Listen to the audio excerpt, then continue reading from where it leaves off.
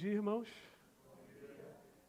Que alegria a gente estar aqui para celebrar o nosso rei que chegou há 2000 anos. Nós vamos fazer isso, celebrar a chegada do nosso rei, no livro de Isaías. Eu convido você a abrir sua Bíblia em Isaías 9. Nós vamos lidar com os versículos de 1 a 7. Na semana que vem, se Deus permitir, nós vamos ver Isaías 11, outra profecia a respeito da chegada do Messias. Hoje, portanto, Isaías 9, versos 1 a 7. Se você não trouxe sua Bíblia, pode pegar uma dessas que estão aí no banco. Nessa edição está na página 999. Isaías 9, de 1 a 7. Assim diz a palavra do Senhor. Acompanhe com atenção, com fé e com expectativa. Mas para a terra que estava aflita, não continuará a escuridão. Deus, nos primeiros tempos, tornou desprezível a terra de Zebulon e a terra de Naftali.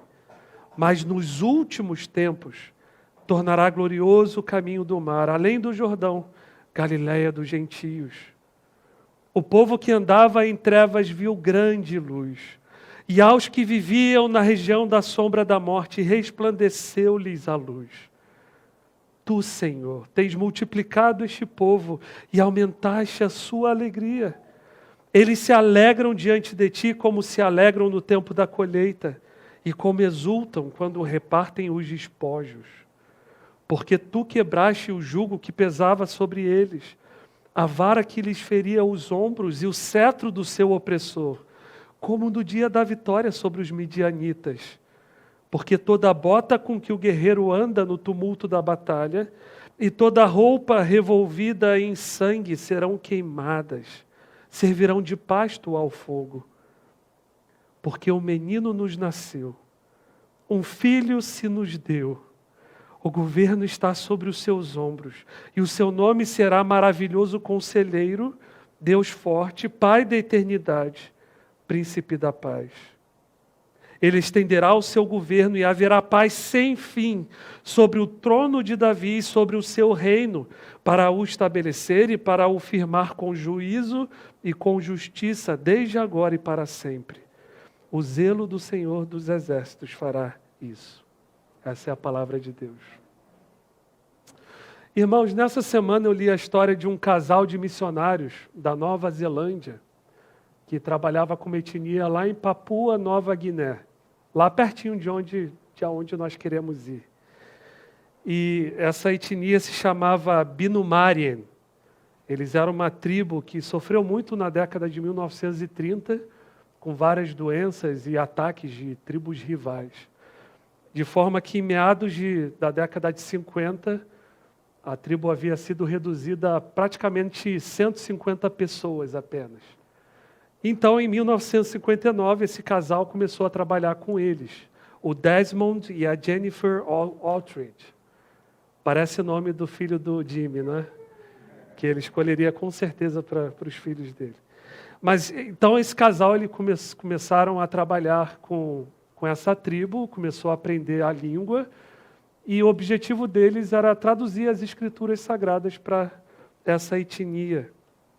9 anos depois, em 1968, o Evangelho de Marcos, a tradução do Evangelho de Marcos havia sido concluída.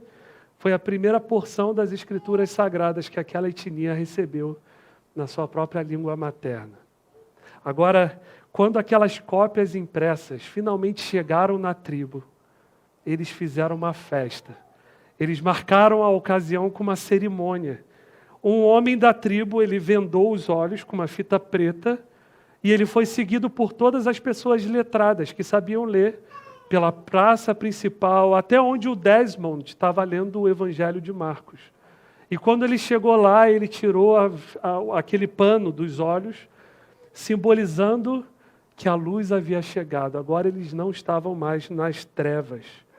Eles agora tinham a revelação especial, as sagradas escrituras que podiam torná-los sábios para a salvação pela fé em Cristo Jesus. A luz havia brilhado na escuridão. Você consegue imaginá-los, irmãos, celebrando a chegada da luz?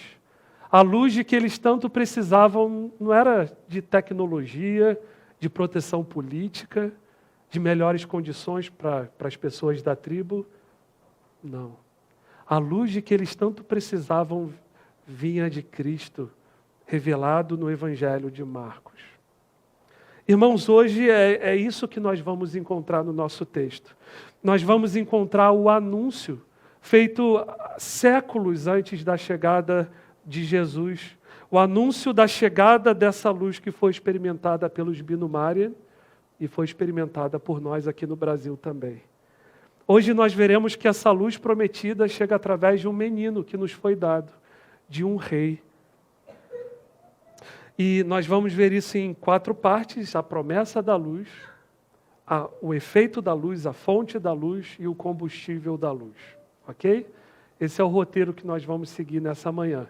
A promessa, o efeito, a fonte e o combustível da luz. Tá bom? Então vamos começar investigando a promessa da luz. Olha comigo de novo, por favor, o versículo 1. Mas, pausa aí. Vamos parar. Você reparou que o nosso texto começa com a palavrinha mais, né? É uma palavrinha que traz a ideia de oposição, de contraste ao que foi dito anteriormente. Então, para entendermos bem a nossa passagem, a gente precisa lembrar o que vem antes dela. O contexto direto da nossa passagem de hoje são os capítulos 7 e 8 de Isaías, que eu não li aqui, mas eu incentivo os irmãos a lerem nas suas casas. Esses capítulos ocorrem durante o reinado de Acais. Acais foi um daqueles reis de Judá que fizeram o que o Senhor reprova, né? E ele chegou a um nível tão profundo de corrupção, tão profundo de idolatria, de rebelião contra Deus, que ele chegou a queimar o seu próprio filho como holocausto a deuses pagãos. Sim, Acais, filho de Davi, rei de Judá, fez isso. Aquele que deveria ter a lei de Deus constantemente diante de si, aquele que deveria servir de modelo para o povo. Ele encheu Jerusalém com altares idólatras. Irmãos, são dias sombrios esses aqui da nossa passagem. O capítulo 7 nos conta que o reino do norte havia feito uma aliança com Síria para juntos invadirem Judá. Então, não sem motivo, Acais ficou terrivelmente apavorado com essa situação. Então Deus, de forma graciosa e inexplicável, ele mandou Isaías até Acais, esse rei infiel, impiedoso, com uma mensagem de esperança. Isaías disse a ele: Acais, fique tranquilo, não tenha medo. Israel e Síria querem realmente destruir você, mas isso não vai acontecer, fica tranquilo. Vá em frente, Acais, me pede um sinal, para você ter certeza disso que eu estou falando para você. Me pede um sinal, eu vou lhe dar o sinal. E qual foi a resposta de Acais? Não vou pedir sinal não. Nem vou tentar o Senhor. A resposta de Acais parece muito piedosa, não é? Parece muito humilde, de alguém que confia no Senhor e não precisa de sinal. Mas, irmãos, na verdade ele já tinha um plano. Acais desprezou a proteção de Deus, porque ele iria buscar refúgio na Assíria, para enfrentar a Síria e Israel. Em resposta, Deus disse que derramaria as águas da Assíria sobre Síria e Israel, mas essas águas não parariam no reino do norte. Elas inundariam também Judá, o reino do sul. Deus traria julgamento a Judá através do próprio povo em quem eles estavam buscando refúgio contra a ameaça do momento, Israel e Síria. Irmãos, seriam dias escuros e sombrios os que vinham pela frente. E como as pessoas haviam rejeitado o Senhor, haviam abandonado a lei de Deus, as pessoas consultariam os mortos, os espíritos dos mortos, através de médiuns e adivinhos. Mas essa estrada, claro, só os levaria a uma escuridão ainda maior. O quadro aqui, irmãos, do nosso texto, sabe aquele quadro de escuridão completa? de pessoas andando sem saber para onde, sem o menor senso de direção, todo mundo perdido, morte por tudo quanto é lado, trevas. É nesse contexto que começa a nossa passagem de hoje. E olha que diz os versos 1 e 2. Olha aí. Mas para a terra que estava aflita, não continuará a escuridão. Deus, nos primeiros tempos, tornou desprezível a terra de Zebulon e a terra de Naftali, mas nos últimos tempos tornará glorioso o caminho do mar, além do Jordão, Galiléia dos gentios. O povo que andava em trevas viu grande luz, e aos que viviam na região da sombra da morte, resplandeceu-lhes a luz. O nosso texto começa com uma completa reviravolta.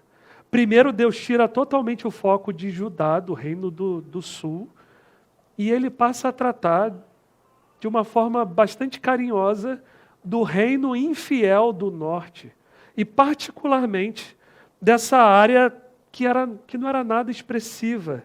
Zebulon e Naftali eram duas tribos cujas terras estavam bem ao norte, Naftali bem ao norte na fronteira, e Zebulon mais embaixo, ambas na região da Galiléia. Essas duas terras foram as primeiras a serem invadidas pelos assírios, em 733 a.C., cumprindo a profecia que eu citei há pouco de Isaías 7. Ambas faziam parte ali da Galiléia. E a Galiléia, irmãos, aliás, ela sempre teve uma reputação não tão boa em Israel, desde os tempos do Antigo Testamento. Houve um caso bastante curioso na época do reinado de Salomão, envolvendo Irão, rei de Tiro. Você lembra que foi Irão, rei de Tiro, que forneceu a Salomão madeira de cedro, ouro para a construção tanto do palácio real quanto do templo em Jerusalém.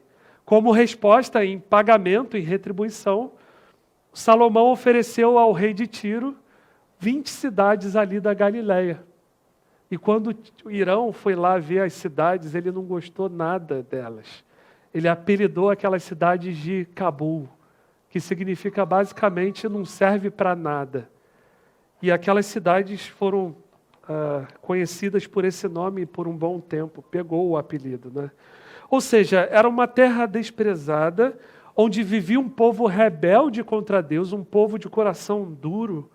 E agora com a invasão da Assíria, que estava sendo profetizada aqui por Isaías no capítulo 7, que aconteceria ainda no futuro próximo, a situação seria de total desesperança, total abandono. Eles haviam quebrado a aliança com Deus e sofreriam juízo por causa disso. Dá uma olhada de novo nas palavras que foram usadas nesses 2 primeiros versículos, para retratar o quadro dessa região aqui. Olha só. Aflita, escuridão, desprezível, trevas, sombra da morte. Era esse o quadro aqui, irmãos. Segundo Reis 15, 29, nos conta o que aconteceria dali para frente num futuro bem próximo. Olha só. Nos dias de Peca, rei de Israel, Tiglat-Pileser, rei da Assíria, veio e conquistou Ijon, Abel, Bet-Maaca, Janoa, Quedes, Azor, nas regiões de Gileade, e da Galiléia toda a terra de Naftali, e levou os seus habitantes para a Assíria. O Senhor faria isso nos primeiros tempos, nas palavras do nosso texto. Deus sim cumpriu o que disse. Ele trouxe os assírios, as águas dos assírios invadiram Judá, inundaram Judá. Naftali e Zebulon foram pisados, humilhados e cobertos de morte e pavor. Mas, e aqui um grande mais, graças a Deus por essa palavrinha que começa o nosso texto. Mas nos últimos tempos, tudo seria diferente. Deus tornará glorioso o caminho do mar, além do Jordão, Galiléia dos gentios. Isaías é o único autor da Bíblia que usa essa expressão, Galiléia dos gentios. Naquela época, antes mesmo da invasão dos assírios, já havia povos de outras nações que não foram expulsas totalmente sob Josué, habitando ali com Israel, na região da Galiléia. E você lembra que eu mencionei há pouco sobre as 20 cidades que Salomão deu a Tiro. Então havia uma considerável presença de gentios ali naquela região da Galileia. Isaías faz questão de anotar Galileia dos gentios, tá? A luz vai vir sobre Galileia dos gentios. Talvez já dando uma pequena indicação que essa luz brilharia para além dos limites da nação étnica de Israel. Como o Senhor Jesus disse em João 10,16, ainda tenho outras ovelhas, não deste aprisco, não de Israel. Preciso também trazer estas. Elas ouvirão a minha voz, e então haverá um só rebanho e um só pastor. Essa luz prometida virá sobre todas as nações, não apenas sobre Israel, não apenas sobre Judá, mas também sobre os gentios. E repara no tempo verbal que Isaías usa aqui no versículo 2, olha só. O povo que andava em trevas viu grande luz, passado. E aos que viviam na região da sombra da morte, resplandeceu-lhes a luz. Irmãos, essas coisas aconteceriam no futuro. Por que então Isaías não escreveu: o povo que andava em trevas verá grande luz? E aos que viviam na região da sombra da morte, lhes resplandecerá a luz. Pelo seguinte, o que Deus iria trazer no futuro era tão certo, tão claro, tão garantido, que foi descrito que já foi descrito como se já tivesse acontecido. E note que o juízo ainda estava por vir. Esses primeiros tempos aconteceriam no futuro próximo, mas ainda não aconteceram. Ainda haveria dias de trevas no futuro próximo. A Assíria ainda invadiria Israel e chegariam lá em Judá também. Mas para aqueles que confiavam no Senhor haveria grande esperança para além do sofrimento. Eles poderiam passar por aquelas trevas se agarrando à cauda de uma esperança futura que era absolutamente certa, garantida. Irmãos, não é assim conosco também? O Senhor nos garantiu que nós vamos passar por tribulações, por aflições aqui nesse mundo. Vai acontecer, tá, irmãos? Nós vamos passar por tribulações. Nesse mundo ocupado pelos nossos grandes inimigos, o pecado, o mundo, o diabo, a morte, nós vamos passar por dias de trevas e escuridão também. Mas enquanto nós estamos ainda aqui, nesse mundo sem descanso verdadeiro, nós também podemos nos agarrar desde já à esperança que temos da consumação do reino de Deus. Novos céus e nova terra. Essas promessas já são garantidas, da mesma forma como o nosso texto aqui, absolutamente certas. Lá em casa nós estamos lendo com as crianças o livro de Atos, o que tem gerado bastante oportunidades de perguntas sobre a perseguição à igreja. Esse é um assunto que atrai bastante o Davi e a Melissa. Eles fazem bastante perguntas. Um dia o Davi me perguntou: pai, o que acontece quando um cristão morre? E aí eu expliquei a ele que na morte o espírito se separa do corpo, o nosso corpo é enterrado aqui e fica aguardando a ressurreição final, quando Jesus voltar. O nosso espírito imediatamente passa à presença de Jesus, totalmente livre da presença do pecado, em total alegria e júbilo. Não haverá mais tristeza, nem dor, nem sofrimento. E aí ele disse: então quer dizer que os cristãos que morrem, eles não passam mais por essas perseguições assim, aqui na terra? Eu falei: não, filho, não. Ele ficou calado, me olhando assim. Eu imagino que ele tivesse pensado: talvez esse negócio de morte não seja tão ruim, afinal, né? Então eu expliquei a ele que Deus é o único que controla a hora da nossa morte e que enquanto nós não morremos, enquanto ela não chega, nós podemos viver aqui com alegria, mesmo diante de perseguições. Nós podemos nos agarrar à esperança que nós temos. Jesus prometeu que estaria conosco até o fim. até a volta dele. E é essa esperança que nos dá força para enfrentar as perseguições que nós temos pela frente, as tristezas e angústias. Irmãos, Mateus nos diz que esses 2 primeiros versículos, eles se cumpriram na primeira vinda de Jesus, quando ele foi morar lá em Cafarnaum, na região de Zebulon e Naftali, para inaugurar o seu ministério e anunciar a proximidade do reino de Deus. A mesma região que havia sido mergulhadas em profunda treva, que haviam sido assoladas pelos assírios nos primeiros tempos.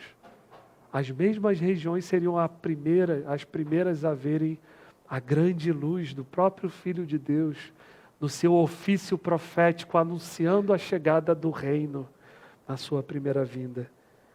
E nós, irmãos, agora olhamos com expectativa para frente, para a segunda vinda, para a consumação desse reino que chegou. Enquanto isso não acontece, nós podemos descansar nessa esperança. Esse foi o nosso primeiro ponto. Nós vimos a promessa da luz e como ela realmente chegou. E agora nós vamos investigar o efeito dessa luz, o efeito que essa luz provoca. Olha só o versículo 3. Tu, Senhor, tens multiplicado este povo e aumentaste a sua alegria. Eles se alegram diante de ti, como se alegram no tempo da colheita e como exultam quando repartem os despojos. Você reparou a ênfase que eu dei? Só nessa passagem, só nesse pequeno versículo, a ideia de alegria aparece 4 vezes. É claramente o efeito que essa luz provoca, a alegria. Isaías usa 2 imagens para mostrar para a gente como é essa alegria. Como é que o gostinho dessa alegria, como é? 2 imagens que Isaías nos dá. A primeira delas está na frase, como se alegram no tempo da colheita. Esse é um tipo bem peculiar de alegria, não é? Você imagina um fazendeiro que depende das colheitas para a sua sobrevivência, para o seu sustento. Imagina depois de um trabalho longo e árduo, do tempo de plantação, a espera, aquela expectativa. Finalmente a colheita vem, o fruto é bom. E agora toda a colheita já foi recolhida no celeiro. E agora ele pode dar graças a Deus pela sua providência, pelo sustento. Aleluia, a colheita foi farta. Alegria. A segunda imagem que Isaías usa aqui é a de soldados vitoriosos repartindo despojos. Aqueles que antes foram oprimidos, subjugados pelos seus inimigos, havia esse senso de morte sobre eles, mas agora eles estão repartindo os despojos. Eles não somente venceram os seus inimigos, já não há mais temor de morte. A opressão terminou, eles derrotaram os seus inimigos, mas eles ainda têm despojos a repartir. Alegria. E repara, não é uma alegria qualquer. Não é um tipo de alegria que qualquer pessoa de fora da aliança com Deus poderia experimentar. Você notou isso? Primeiro, há um reconhecimento que essa alegria vem de Deus. O versículo diz, Tu, Senhor, tens multiplicado este povo e aumentaste a sua alegria. Eles se alegram diante de ti. Aqui nós temos uma celebração diante de Deus. Não é uma celebração social de amigos se confraternizando, não. Há uma dimensão espiritual de retorno a Deus, de arrependimento, de reconciliação com Deus. A luz chegou e ela trouxe alegria na presença de Deus. Os versículos 4 e 5 começam com porquê. E eles expandem o motivo dessa celebração. Olha só o versículo 4. Porque tu quebraste o jugo que pesava sobre eles, a vara que lhes feria os ombros e o cetro do seu opressor, como no dia da vitória sobre os midianitas.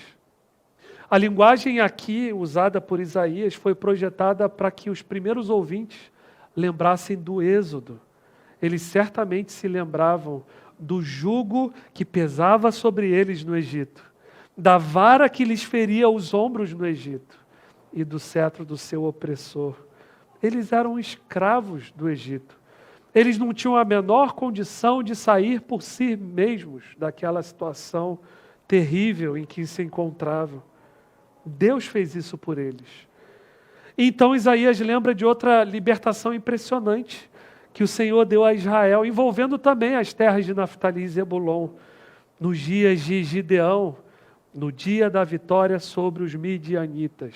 Você lembra? Lá na ocasião, o Senhor fez questão de reduzir todo o exército de Israel a somente 300 homens, para enfrentar os midianitas, os amalequitas e todos os povos do Oriente que se juntaram ali no vale, perto do Monte de Moré. Só os camelos daquela turma são descritos como uma multidão incontável, como a areia da praia do mar. E de novo Deus deixou absolutamente claro que a libertação vinha dele. O versículo 4, irmãos, é portanto sobre Deus, sobre os atos de libertação de Deus. Já o versículo 5 é sobre o povo de Deus, sobre o que nós como povo de Deus desfrutamos. Olha só o versículo 5. Porque toda bota com que o guerreiro anda no tumulto da batalha e toda roupa revolvida em sangue serão queimadas, servirão de pasto ao fogo. Esse versículo lembra muito Ezequiel 39, 9 e 10. Olha só o que diz o profeta. Os moradores das cidades de Israel sairão e farão fogo com as armas, queimando as couraças e os escudos, os arcos e as flechas, os porretes e as lanças. Não terão de trazer lenha do campo, nem a cortarão dos bosques, mas as armas acenderão fogo. Saquearão aqueles que os saquearam e despojarão aqueles que os despojaram, diz o Senhor Deus. Essa é a mesma ideia aqui do versículo 5. Ele não apenas está dizendo que Deus vai acabar com a guerra, que haverá uma paz perpétua, finalmente, mas está dizendo que o povo de Deus vai desfrutar dos frutos da vitória. As armas que foram usadas contra ele servirão de bênção para o povo. Vão trabalhar a favor deles. Será que não é essa a ideia por trás de Romanos 8:37? Em todas estas coisas, porém, somos mais que vencedores por meio daquele que nos amou.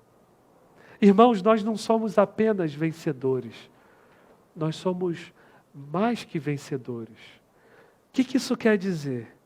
Quer dizer o seguinte: os nossos inimigos não somente não podem nos fazer mal, mas eles agora se tornaram nossos servos. Eles agora nos servem. Pensa, por exemplo, na morte. A morte ainda é uma inimiga nossa, ela é a última inimiga a ser destruída, mas para o crente a morte se tornou uma serva. A única coisa que ela pode fazer contra nós é nos levar direto para a presença de Jesus, que é o que de melhor pode nos acontecer, irmãos. Pensa nas angústias, nas tribulações que nós passamos aqui nesse mundo, inimigos cruéis.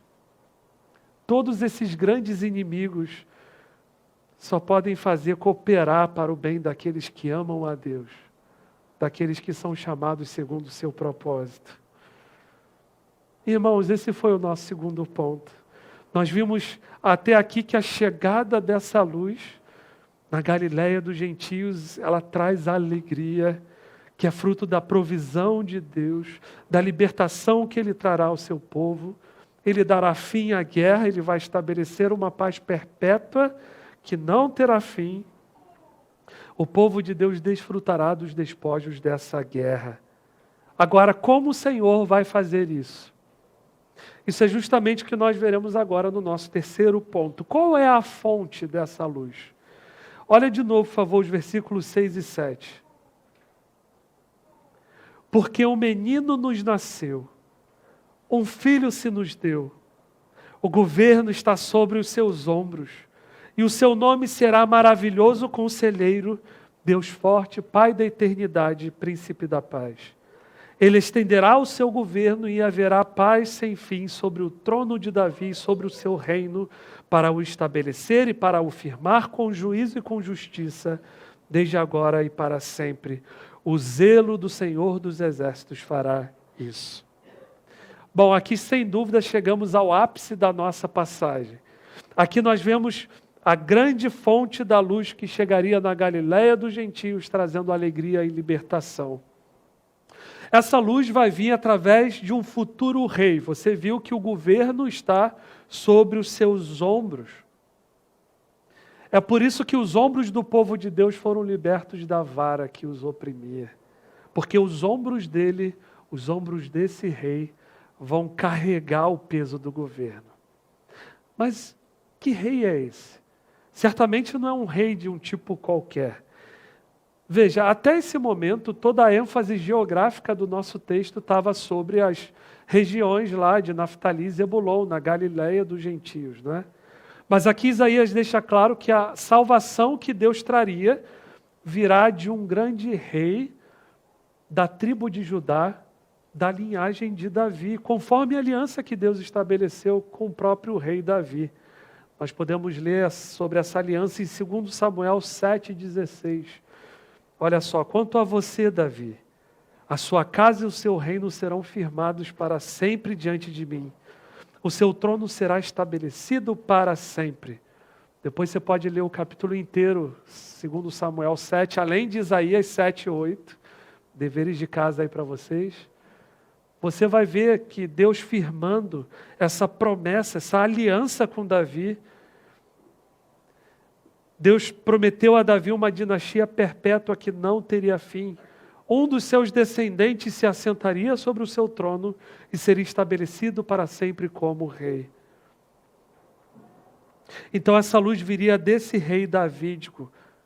Mas olha os termos que são usados para descrevê-los no versículo 6. Olha só. Porque um menino nos nasceu, um filho se nos foi dado. Isso não chama a sua atenção, não? Você reparou a ironia? Nós estamos dentro de um contexto extremamente ameaçador. A gente está falando de guerra aqui, uma guerra real, sangrenta, morte. E qual é a solução que Deus envia para enfrentar essas ameaças? Uma criança. Talvez o C.S. Lewis tivesse isso em mente quando escreveu as Crônicas de Nárnia. Por mais de uma vez, Nárnia foi salva de ameaças incríveis, de monstros, feiticeiras, por crianças de Londres que foram lá e salvaram Nárnia. Não é interessante isso? Numa dessas vezes, no livro O Príncipe Cáspio, o exército dos narnianos estava sendo dizimado pelo exército do rei tirano, Miraz, que havia usurpado o trono de Nárnia. Vocês lembram dessa história, crianças? E então os narnianos chamaram por alguma ajuda, usando a trompa mágica da Susana. E a ajuda que chegou foram as 4 crianças lá, londrinas. O Edmundo, o Pedro, a Lúcia e a Susana. Quando um dos anões lá do exército dos narnianos percebe que era essa ajuda que eles receberam, ele disse o seguinte para as crianças: bem, não fiquem ofendidos, mas como eu já disse, o rei, o caça-trufas e o doutor Cornélios esperavam por auxílio. Eu não sei se vocês estão me entendendo. Para falar mais claro, eles imaginavam vocês como grandes guerreiros. Não sendo assim, bem, nós adoramos crianças, mas a essa altura, em plena guerra, acho que vocês estão me entendendo. Em outras palavras, um menino para nos libertar dessas trevas? Sim, irmãos, exatamente. É disso que nós precisamos. Como escreveu um autor chamado Ray Ortlund, a resposta de Deus para tudo que já nos aterrorizou é uma criança. O poder de Deus é tão superior aos assírios e a todos os figurões deste mundo que Ele pode derrotá-los vindo como um mero menino. Esse é o nosso Deus, irmãos. E note, esse menino nos foi dado, tá? Ele veio de fora da criação. Pega hoje de tarde, além de Isaías 7, 8 e 2 Samuel 7, pega hoje de tarde Mateus 1 também para ler. Leia a genealogia de Jesus. Presta atenção naqueles nomes que vêm depois de nome. Irmãos, vai ficar muito claro para você que Jesus não foi produzido por essa humanidade. Essa humanidade jamais poderia conceber esse menino. A humanidade, nesse sentido, é totalmente estéril. Ela nunca poderia gerar esse filho. Esse filho nos nasceu. O menino nos foi dado por Deus, pelo Pai. E como é que é o seu caráter? O seu nome será maravilhoso conselheiro. Isso fala da sabedoria que esse rei Davídico terá. Ele será divinamente sábio. Isaías 28, 29 utiliza essa mesma expressão e aplica para Yahvé. Olha só, também isso procede do Senhor dos Exércitos. Ele é maravilhoso em conselho e grande em sabedoria. A mesma expressão agora aplicado a esse menino que nos nasceu, indicando a divindade desse menino. Pense, irmãos, na profunda, infinita e perfeita sabedoria que Deus tem. Quando Paulo escreveu Romanos, lá no capítulo 11, ele fala: ó profundidade da riqueza, tanto da sabedoria como do conhecimento de Deus.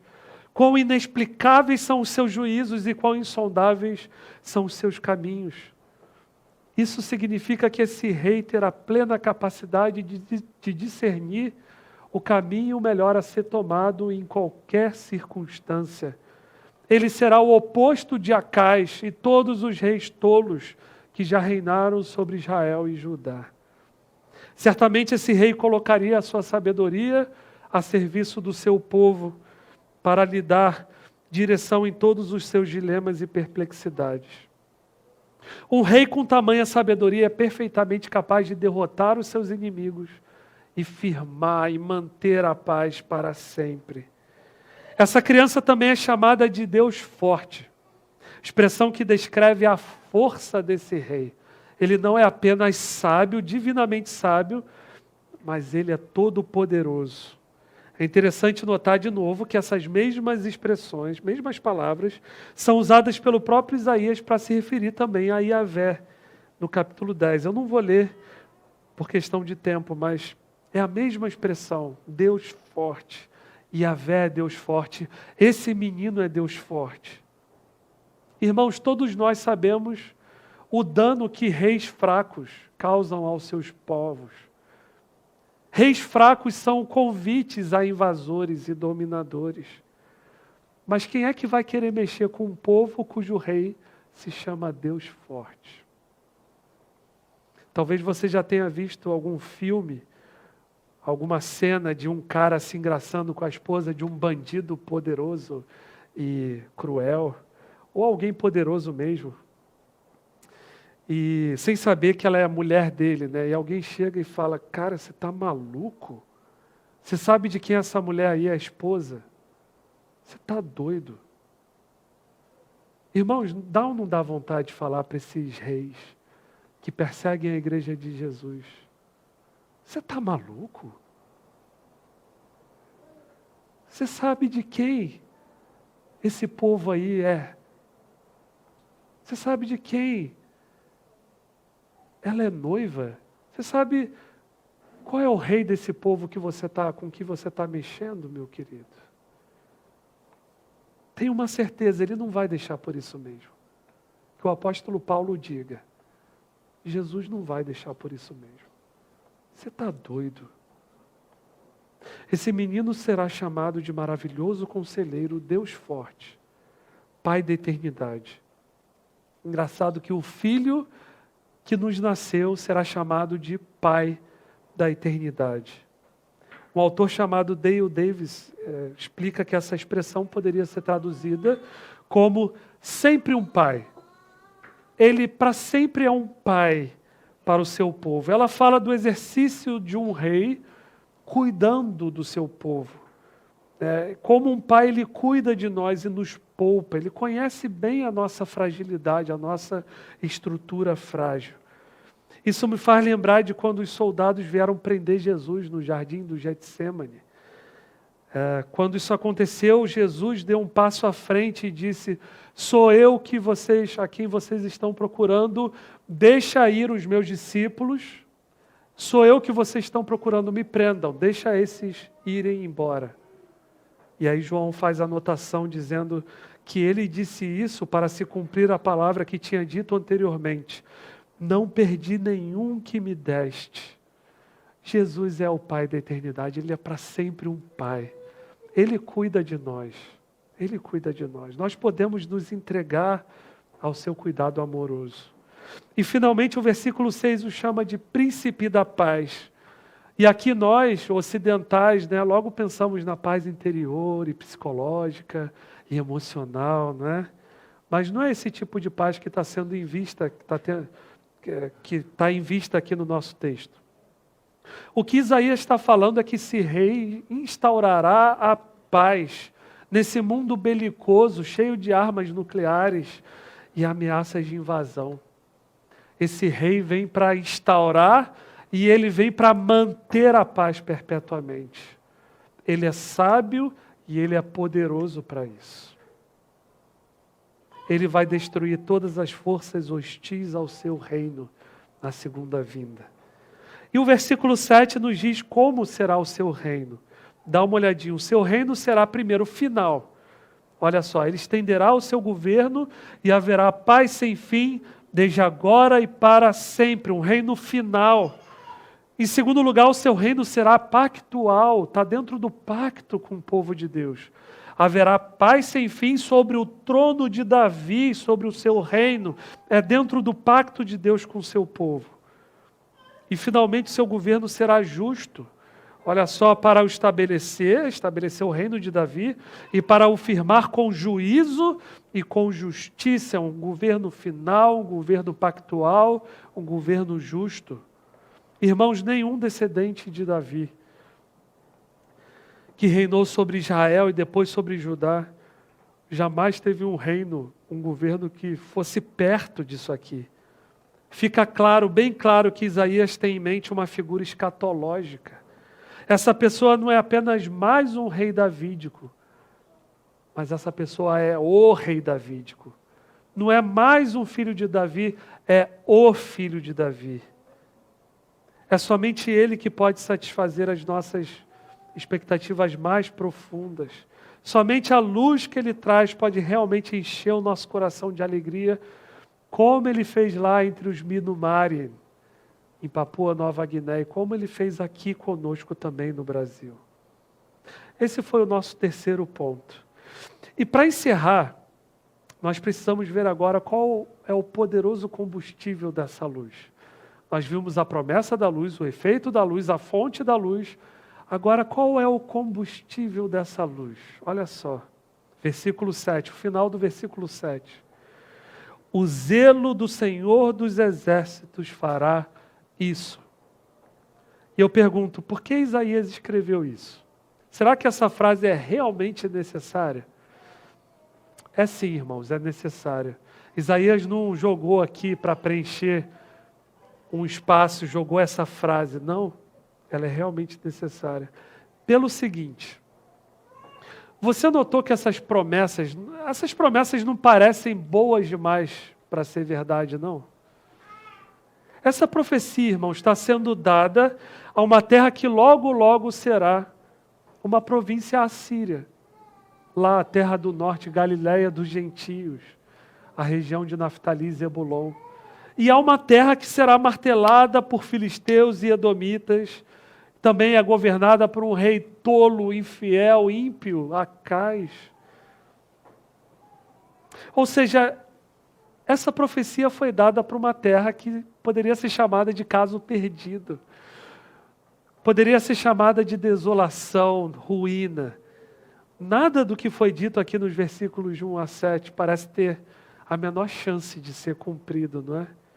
E, no entanto, Deus faz questão de dar essa promessa da chegada do Messias nesse contexto, nesse momento histórico tão desanimador. Talvez Deus tenha feito isso para que aqueles primeiros ouvintes confiassem plenamente em Deus e nada neles mesmos. Talvez para que eles entendessem o significado das palavras que seriam escritas bem mais tarde pelo apóstolo Paulo. Mas ele me disse: a minha graça é suficiente a você, pois o meu poder se aperfeiçoa na fraqueza. Pois quando sou fraco, é que sou forte. Irmãos, Deus sabe. Deus sabe da nossa estrutura, Ele sabe o quão fraca é a nossa fé. É por isso que Ele acrescenta essa frase aqui no final. O zelo do Senhor dos Exércitos fará isso. Deus está mostrando aqui qual é o combustível dessa luz que vai chegar. Bom, tudo bem, mas o que é esse zelo? Um autor chamado Alec Motyer, ele define o zelo como um compromisso carregado de sentimentos. É um amor que não tolera deslealdade nem rivais. O Wayne Grudem define o zelo de Deus como uma proteção comprometida e vigilante de sua própria honra. Percebe que o zelo não é apenas meramente intelectual, mas ele está carregado de emoções, de sentimentos.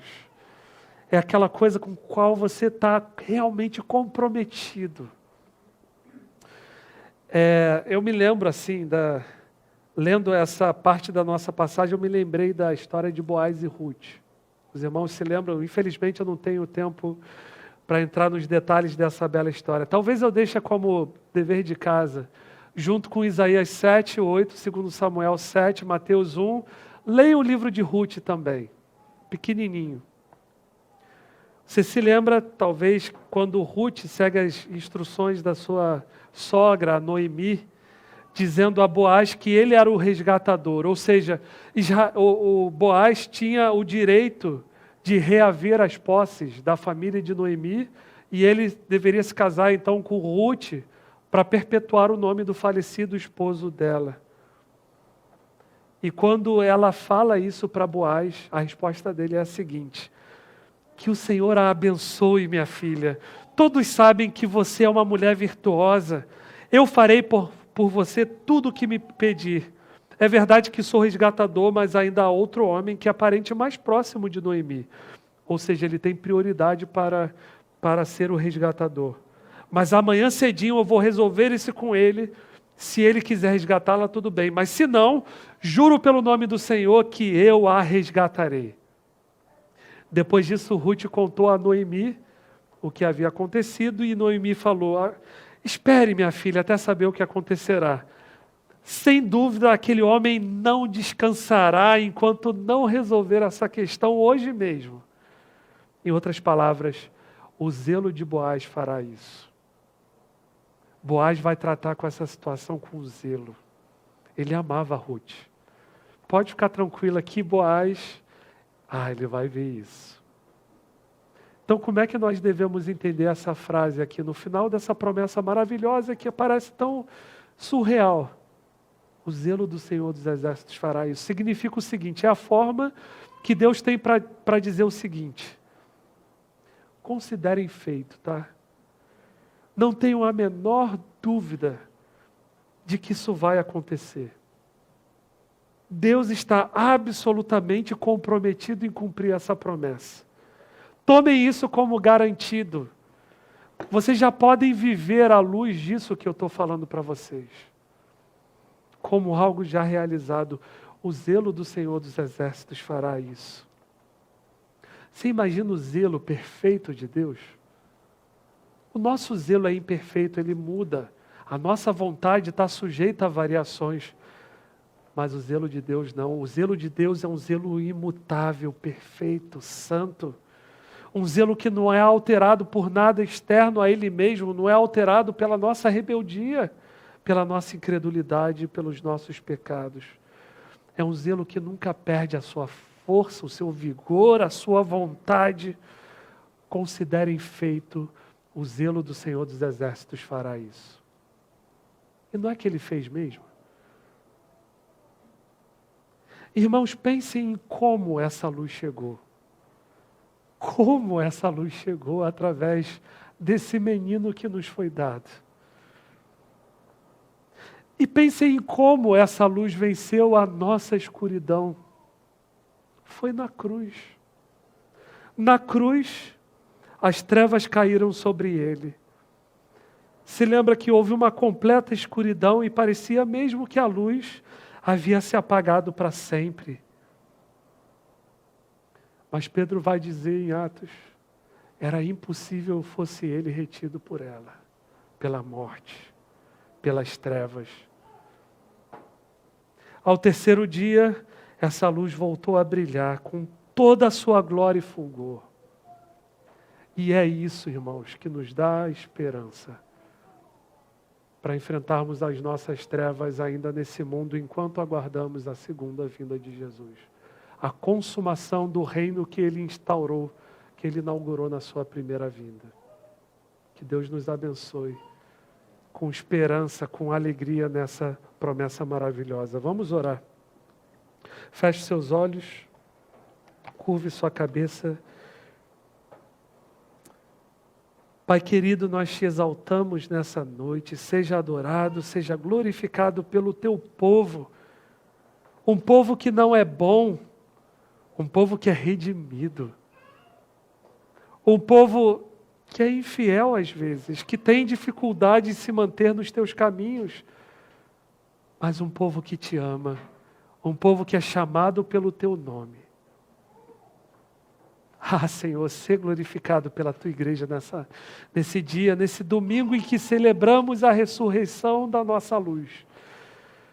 Que elas brilhem, que ela brilhe sobre as trevas desse mundo, que ela brilhe em nós, através de nós também. Amanhã e depois, quando formos para o nosso trabalho e voltarmos para as nossas casas, que a Tua luz brilhe através de nós, para a Tua glória, em nome de Jesus. Amém.